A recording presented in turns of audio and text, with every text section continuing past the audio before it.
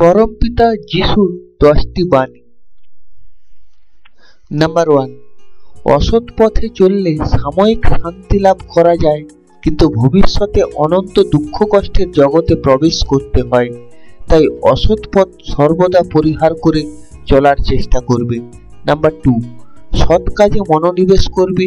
প্রথম হয়তো অসুবিধা হবে, কিন্তু দেখবে শেষ পর্যন্ত তোমার মন একেবারে পাল্টে গেছে।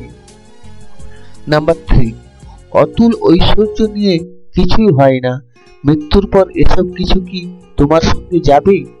নাম্বার 4, কখনো বড় মানুষই করবে না, মনে রাখবে ঈশ্বর সকলকে একই রকম ভালোবাসেন।